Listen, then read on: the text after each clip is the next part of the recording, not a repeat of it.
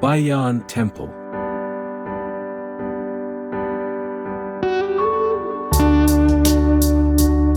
Background. The Bayon was the last big and interesting temple to be constructed at Angkor and was built in the late 12th or early 13th century as the official state temple of the King Jayavarman VII. Bayon is a well-known and richly decorated temple. Located at the center of Angkor Thom, Bayon Temple represents Mount Mandara, the mythical mountain which served as pivot for churning the ocean of milk. This contrasts with the gods and demons holding a serpent or standing across the wide moat at the entrances of the walls of Angkor Thom. The temple is known also for two impressive sets of bas-reliefs, which present an unusual combination of mythological, historical, as well as mundane scenes of everyday life.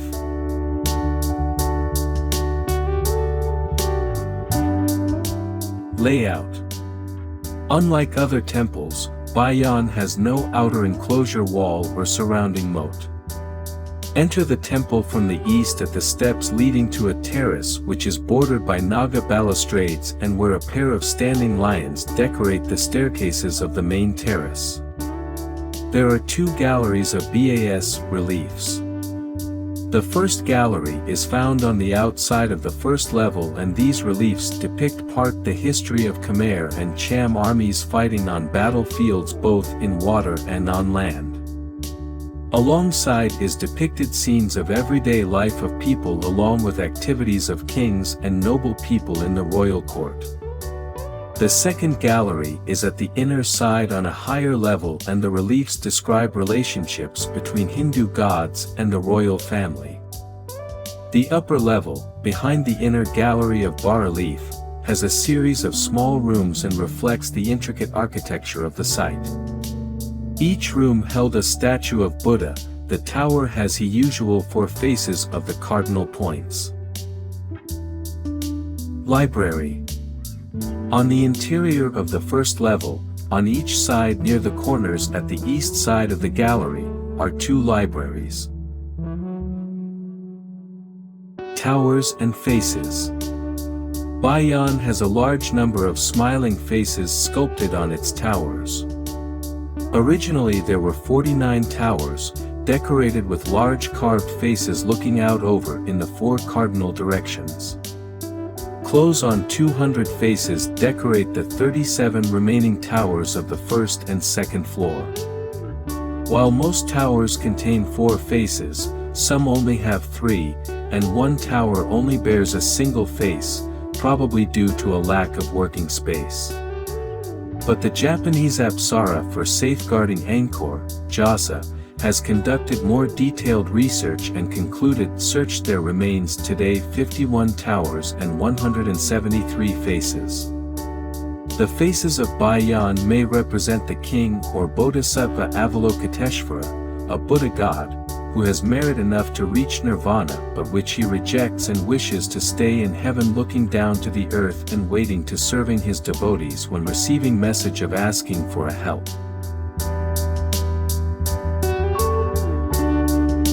Central Sanctuary. The height of Bayon is 42 meter and its size from east to west is 230 meter and 150 meters from south to north. On the upper terrace of the central sanctuary there are 5 annex shrines which originally may have had in place statues of 1.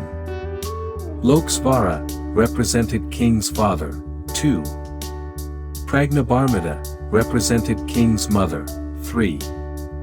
A Buddha statue. 4. A Vishnu statue. And 5. A Shiva statue.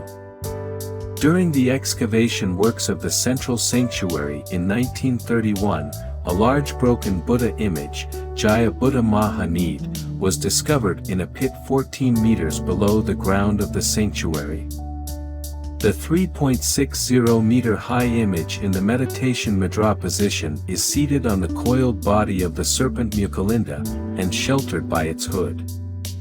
The image has been restored, and on the May 17, 1935, during the reign of King Sisawat Manavang, this large statue was moved to a pavilion at a Buddhist terrace named Vihir Prampal Loving, along the way from the royal palace east to the Victory Gate. Conservation and restoration. The Japanese government team for safeguarding Angkor, JSA, selected the Bayon Temple for conservation and restoration project from 1994.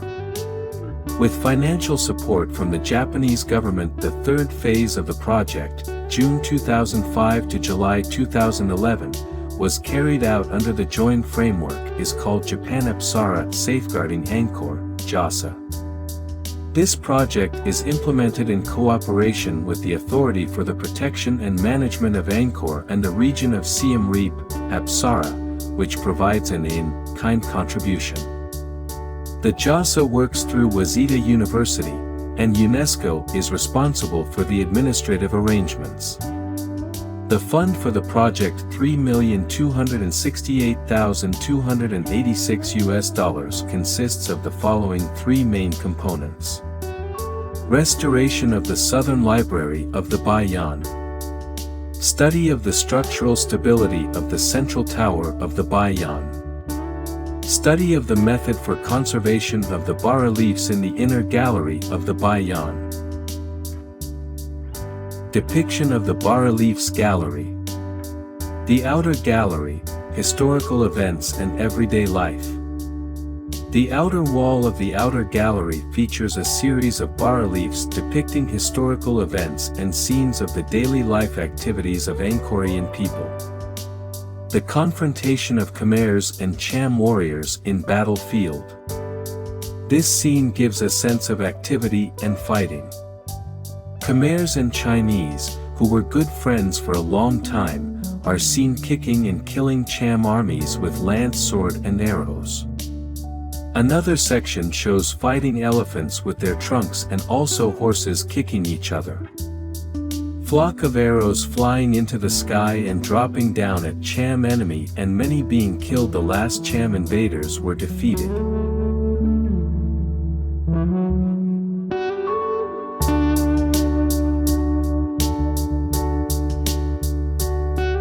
Carvings at East-South Gallery.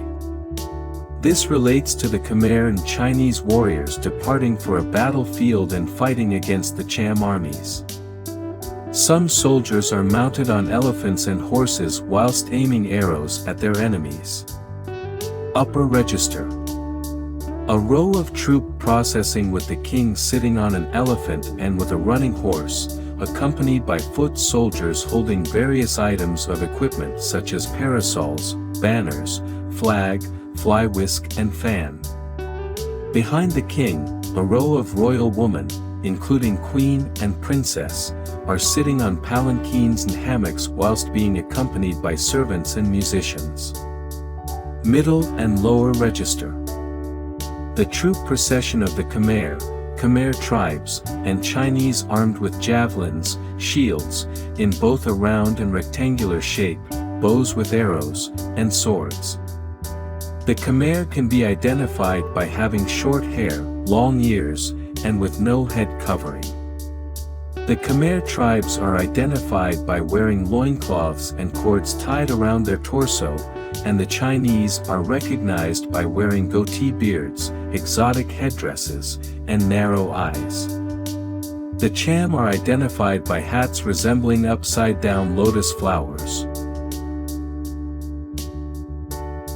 On another part of this piece, you can see a group of musicians playing gong, pipe and drum accompanying the warriors. Why in a war of the Angkor period should the armies need musicians accompany them in a battlefield? The strategy of a sound of the loud music that might scare the enemy through making the echo sound louder and louder, in jungle and battlefield, and the music may also have encouraged the army to feel stronger and to devote their lives for fighting for their empire. Behind the scene above, some activities of people, like picking up fruit from trees, birds flying around the trees, and monkeys jumping from tree to tree with their babies, ox carts with following goats or dogs and a small pig. A woman carries her baby at her waist with her other hand holding a pack whilst she was carrying an object on her head. Another woman kneeling down to the ground is blowing the fire for a cooking pot, while other people are drinking water or wine from a big jar. A funny picture is of a woman carrying a turtle in her hand and creeping forward towards her man. Look at her face, she looked happy, but the man looked hurt or in pain because of a turtle bite on his rear end. Just past a door another troop is processing. Many tropical and coconut trees are depicted in the background of the carving. An activity of tribes tying a water buffalo to a tree prior to killing it as a sacrifice. The next section depicts a group of Chinese people who are trading their merchandise and drinking a cup of tea in a building of a Chinatown probably located in Angkor.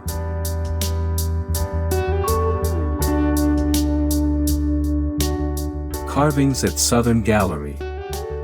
Corner of Southeast. The corner pavilion carvings were unfinished but show a ritual ceremony in a court. Brahmins and officers greet each other. Devotee musicians and Apsara dancers perform for the gods. Nearby is an army rowing boat on a river. Another scene shows a princess sighting on an ornament boat in a lake, which is also an unfinished carving. Southeast. The beginning of carving from this gallery shows a king, probably King Jayavarman VII, sighting on a seat with one hand carrying his sacred sword watching combat training, probably suggesting he was a trainer of those soldiers.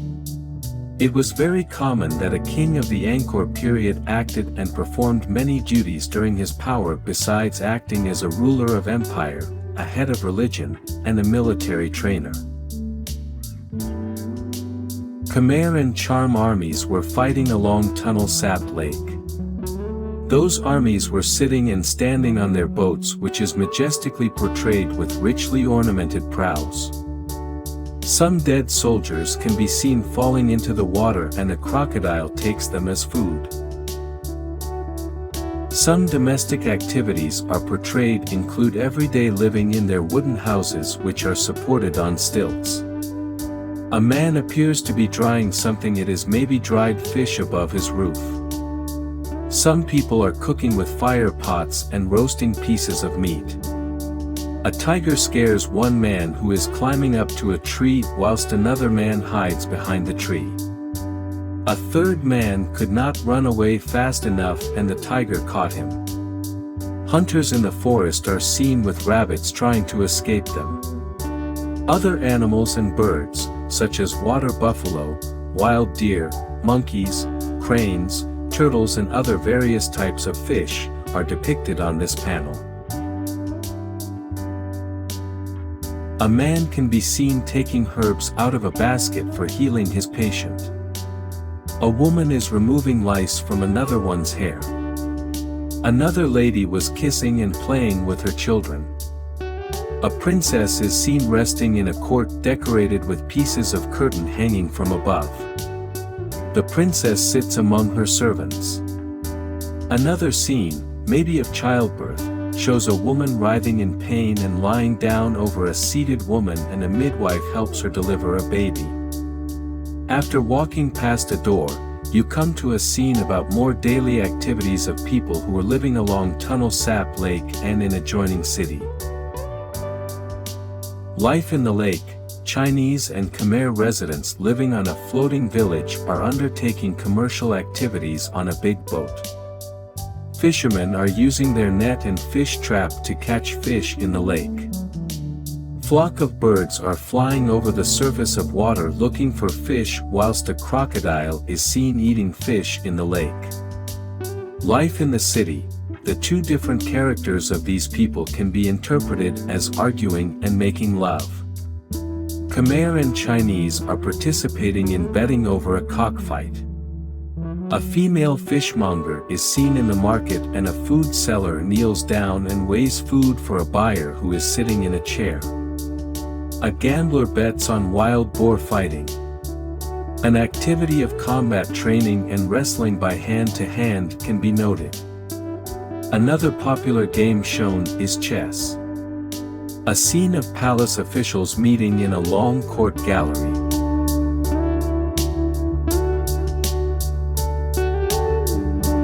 Battle scene: Cham navies invade Angkor and disembark from their boats. The upper tier of the carving shows a fierce battle between Cham and Khmer warriors. Thousands of arrows are flying in the sky before falling to pierce the bodies of both parties. Next is a carving of a fire burning the city and the forest carried out by the charm when they sacked Angkor. Party celebration: scenes of a barbecue where a pig is killed and boiled in hot water, and roasted pieces of meat are piled on the fire. Some people are cooking by kneeling down on the ground to keep the fire burning, and others are probably making Cambodian noodle called nam banj chop. Some are seen carrying packages on their heads. Officers and nobles greet each other with their palms joining together, others carry food. An unfinished carving may depict the king holding a meeting with his officials. Cutting stone for building: some tools like axe, lever, hammer, etc. are used to cut stones from the mountains. Stones are moved by pulling and lifting on shoulders. Carvings at West Gallery. Most part of this panel were unfinished carving, but some carvings can be identified. The scene reveals the internal conflict of the Khmer, battle between Khmers. Some can be seen jumping on the back of their enemies' elephants to kill fellow Khmer. One of the most interesting scenes of this panel is two men holding two betrayers' heads up, probably displaying them to their commander or king. The carving also depicts refugees carrying their belongings and drinking water whilst walking along their way.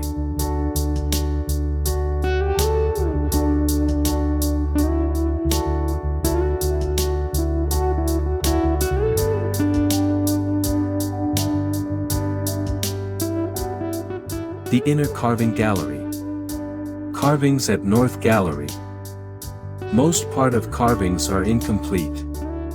You can see a line of animals at the bottom of a court gallery where officials and Brahmins sat down to talk.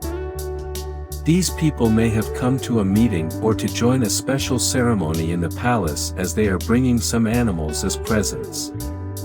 Next is a show of acrobatics, circus jugglers and wrestlers performing for audience. Another part of this gallery focuses on Khmer refugees who are chased by Cham invaders at Angkor. Those refugees were carrying their parcels of clothing, a javelin in their hand, whilst others are carrying injured persons on hammocks, and yet others are pushing a pregnant lady up to an elephant while Cham armies were giving chase. Carvings at East Gallery. The royal procession with a king and his two queens sitting on a three-wheeled chariot held by slaves, and who are followed by other royal officials, both men and women. Some followers are carrying a dead deer. A subservient king or prince was crawling on the ground at the feet of his master. Another scene, maybe a myth, is of two ascetics in the form of a body of a fish and a head of ascetics which appears from water between two rowing boats. A scene of a king fighting and killing a giant snake with his sword as its venom spits over the king and later causes him to have leprosy. A scene of an ascetic cutting his fingers to be sacrificed to a fire god. Carvings at South Gallery. A scene of a king crawling as a four-armed god and an ascetic paying his respects by washing the feet of his master. A tiger is seen dragging a man into the forest.